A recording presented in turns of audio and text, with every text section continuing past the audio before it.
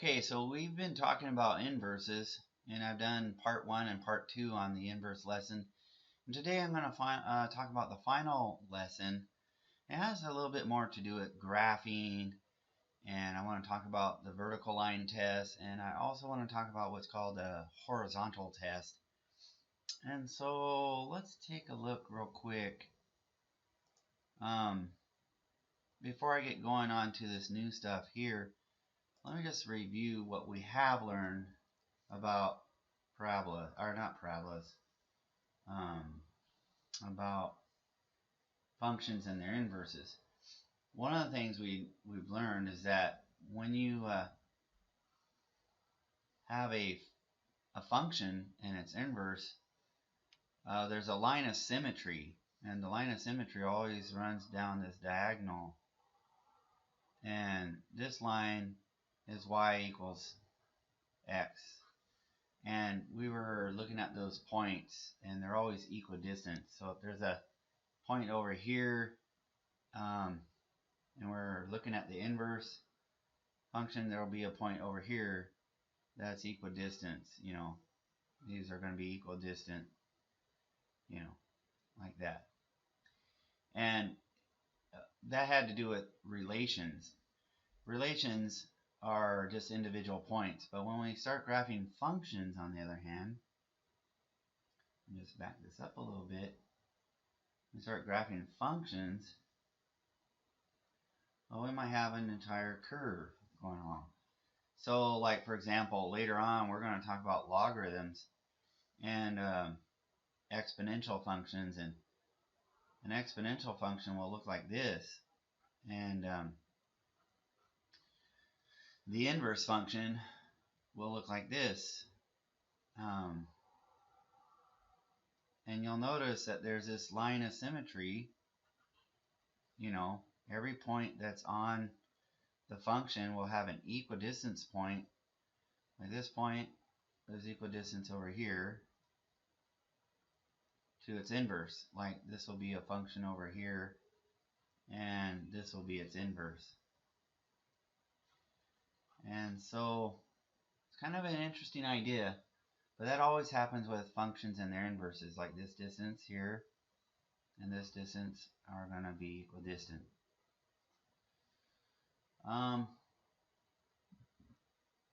So that's one thing we've learned. The vertical, there's this line y equals x. This is it's like a line of reflection.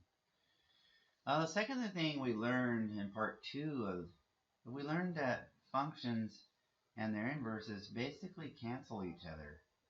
And so when you make a composite function and you put the inverse inside the function, the thing that spits out is x. And likewise, if you switch things around, you get x also. And so this was the method we used for verifying the two functions f and g were actually indeed inverses. So now let's pick up the story on our lesson and talk about a few more things. So it's important for us to look at this here real quick. Inverses. Inverses of nonlinear functions. The graphs of power functions, f of x equal to x squared and x cubed, are shown along with their reflections along the line y equals x. That's this one. Notice that the inverse of x cubed is a function, but the inverse of x squared is not a function. Okay, so what are we talking about? Well, a while ago, we probably learned about the vertical line test. If you have a function and you're looking at its graph, I don't know, maybe some polynomial. The vertical line test says, look, if every possible vertical line crosses the graph only once, then what you have is a function. Okay, so if you can imagine every vertical line that passes through this graph, when it passes through, it only crosses once. If it happens for every possible vertical line, then this red thing is a function. This is a function.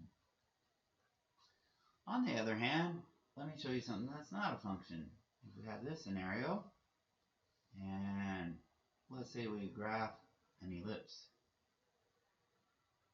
According to our vertical line test, we would say this is not a function because when you try a vertical line here, it crosses a curve twice, once there and once here. So why does it fail to be a function? Well, the definition of a function is this.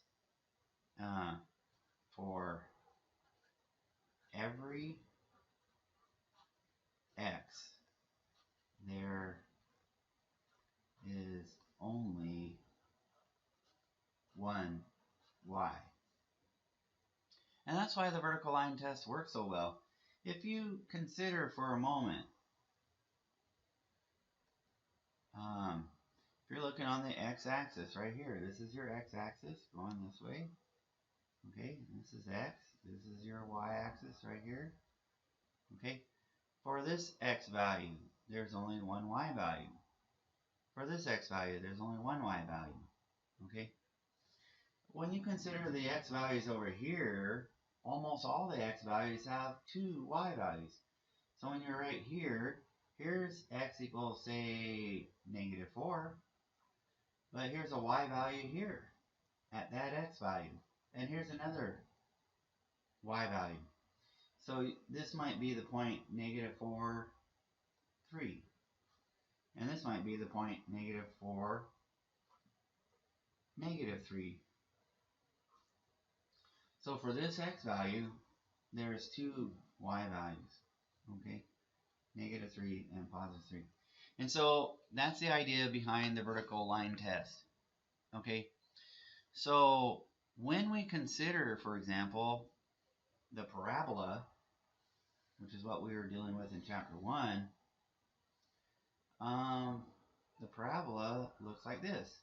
Okay, something like that. Well, if we were to switch variables to find the inverse, see this, we'll start off with this as our function. And you might remember if we switch variables, this is equal to like x squared. If we were to switch variables, we'd have x is equal to y squared. And it turns out that graph would look like this. And it's a parabola that opens up along the x-axis. And we were seeing these when we were studying chapter 8 about the conic sections. Remember we had left-right parabolas, we had vertical and up-down parabolas, left-right parabolas, and we found the focus point and all those things. Well, the point is that this is supposed to be the inverse. The problem is that it's not a function, because just as we were discussing above, this parabola here has two y values for this x value right here. There's one up here, and then there's one down here. So even though the function exists, the inverse might not exist as a function. Now, let's consider the cubic function. The cubic function, like y is equal to x cubed, that's a function that kind of looks like this. If we were to plot some points, we would get that curve.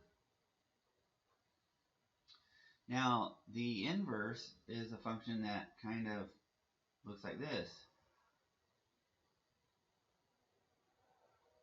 And so, this one, on the other hand, the inverse function is f of x, say, equal to, we'll call it the inverse, it's x to the 1/3 power. Okay, well, this is a function because you You can do the vertical line test here, and it passes once, passes once, passes once, passes once. And so there's a test that mathematicians have created. It's called the horizontal test. And the horizontal test tells us whether we are going to have an inverse or not. So let's go back and we'll look at that next. You see? The horizontal test, let's read this here. The inverse of a function f is also a function if and only if no horizontal line intersects the graph more than once. So this is similar to the vertical line test. The vertical line test was used to identify whether you have a function. The horizontal line test is used to determine whether you'll have an inverse. So what this is saying here is if we cross twice here, then this will not have an inverse. And it's pretty easy, like I was just discussing. If you were to graph the inverse, it would look like this. Okay? And because that horizontal test crossed twice, when you go to switch variables, the vertical line test now fails, and so it's not a function. And it's pretty easy to understand. And so you're going to have some problems where you're asked to determine just by looking at the graph, and you're going to be asked to determine whether it has an inverse or not. And if it fails the horizontal test, then you're going to say it does not have an inverse. Now keep that in mind. Let's go back to the previous slide here. There's something tricky we could do to fix things. Here's the thing. Let's read this last part right here. It says, if the domain of f of x equal to x squared is restricted to only the non-negative numbers, then the inverse of f is a function. Well, so let's take a look at what they're talking about. If, for example, we're looking at this curve here, right now it would fail the horizontal test. But suppose we took this part off. I mean, we just took an eraser and we took that part off. We can do that by creating a domain for f. If we say x is greater than or equal to 0, then this is the only part that we have for the function, because this portion is when x is less than 0. Okay? So this is the part we've removed from the graph. Well, in that case, we do have an inverse because it passes the horizontal test. So then what happens if you remove that part? Then the inverse has this portion removed. And so that part's missing also. And so there you have it. There's that line of symmetry. And every point here, for example, is equidistant to the inverse, just as before. That can be a little bit confusing, I guess. Now, contrarily speaking, we could have also made the function defined on the other side. That would have worked as well. Let me just show that real quick.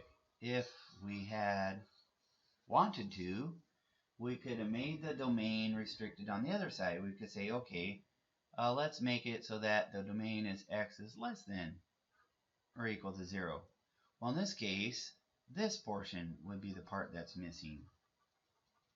You see, because we're only talking about negative x's.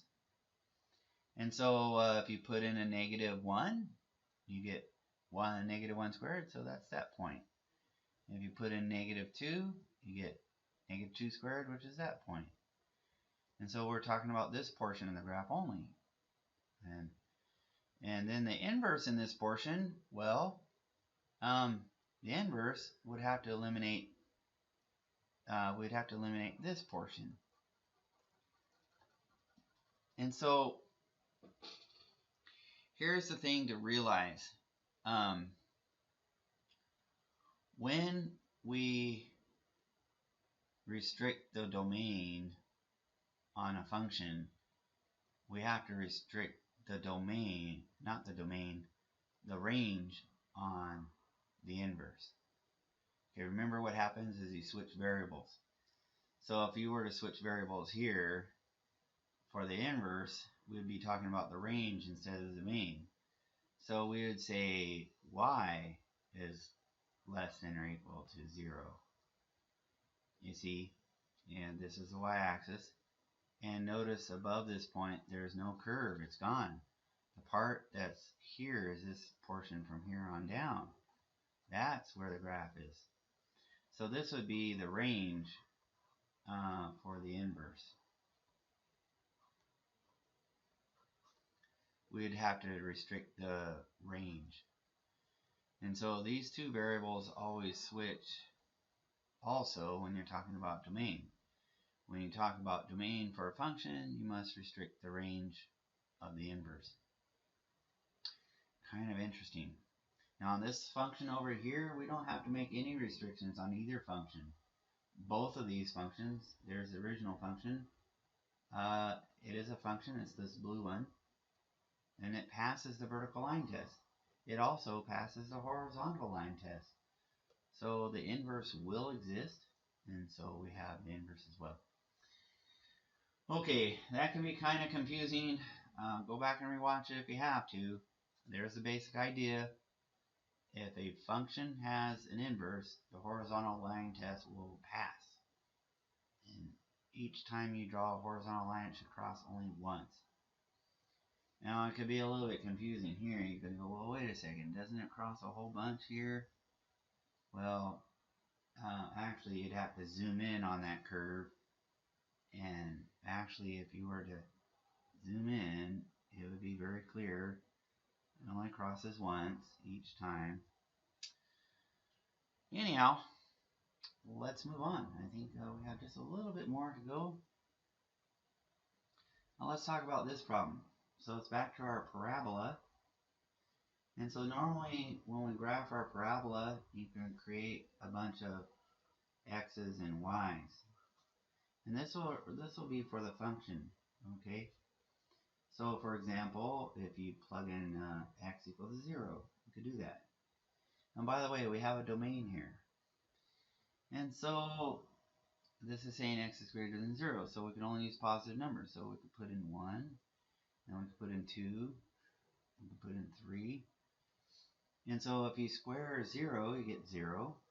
If you square 1, you get 1. If you square 2, you get 4. And if you square 3, you get 9. So if we just plot these points, there's 0, 0. And here's 1, 1. Right there. And then 2, 4. It's right there. And then 3, 9. 1, 2, 3, 4, 5, 6, 7, 8, 9. 9 will be, if the parabola is kind of going like this, and then little curve, kind of like that. Okay, so now a real quick way to find the inverse is just to switch the x's and y's if you want. We could also say like f inverse. You don't really want to do this really quick. Just switch the x and y coordinates. In this case, you have 0, 0 again. In this case, you have 1, 1 again. In this case, though, you have 4, 2. And in this case, you have 9, 3. So, the inverse is here, and it's here.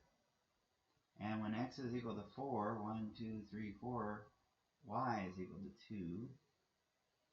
And when x is equal to 9, 7, 8, 9, y is equal to 3. So the inverse function kind of does a loop this way, kind of like that. So the inverse, of course, in this case would be the square root of x.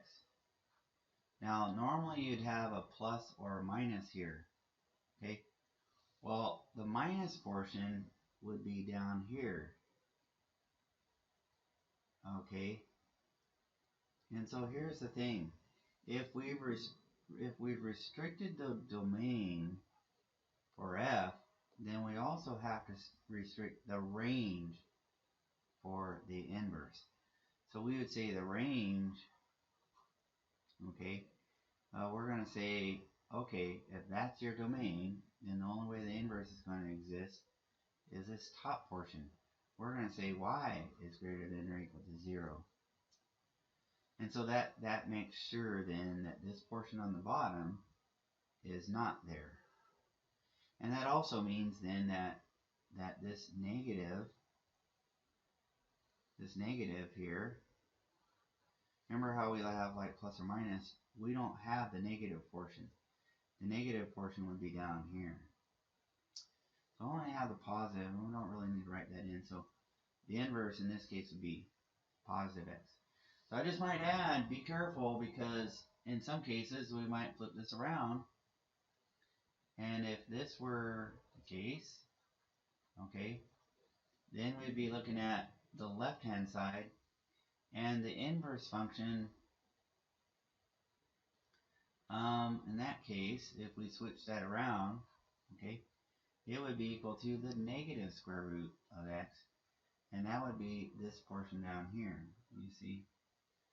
And then the other graph would have been the parabola here, okay. So, domain and range, kind of tricky things. And I think that's all for now. We've wrapped up the third lesson, and we can finish off the lesson and finish up the homework and have the remainder of the period to work on this assignment.